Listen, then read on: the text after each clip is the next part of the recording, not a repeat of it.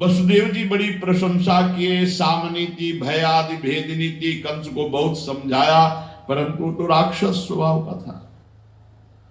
उसने अपना घोर संकल्प नहीं बदला।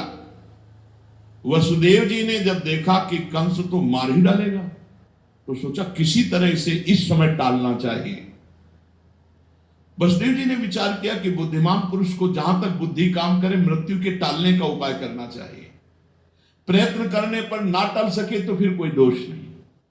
इसलिए उन्होंने कहा, महाराज महाराज एक बात है, आपको देवकी से तो कोई भय नहीं। देवकी का 8वां पुत्र आपको मारेगा।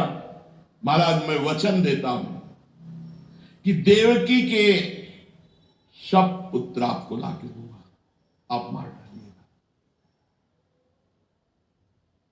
वसुदेव जी ने विचार किया कि आज समय डालते हैं, आकाशवाणी जो बोलती वो तो सत्य होगा ही, और मेरा बेटा कंस को मारेगा निश्चित, लेकिन इस समय देवकी को बचाना चाहिए।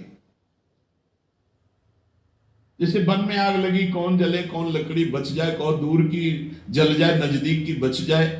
बड़ा विचार करके पापी कंस की प्रशंसा की और प्रफुल्लित हंसते हुए कहा, महाराज अब आपको छोड़ देना चाहिए। मैं वचन देता हूं देवकी के हर गर्भ से उत्पन्न हुई जो संतान वो आपको दे, आपको बहने। कंस जानता था वसुदेव जी सत्य प्रतिज्ञ हैं, कभी झूठ नहीं बोलते।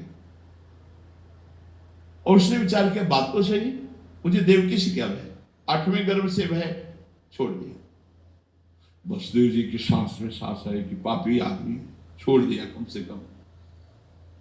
देवकी जी बड़ी सती साध्वी थी। वसुदेव जी बड़ी प्रशंसा कंस की और कहा अब सारथी बन के मत बैठो।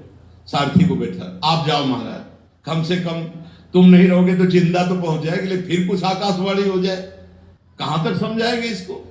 वसुदेव जी ने कंस को विदा किया। सारे देवता देवती देवकी जी के अंगों में, क्योंकि उसे सबके अंगों में देवताओं के अंश का वास है, पर वहां प्रकाशित हो गए।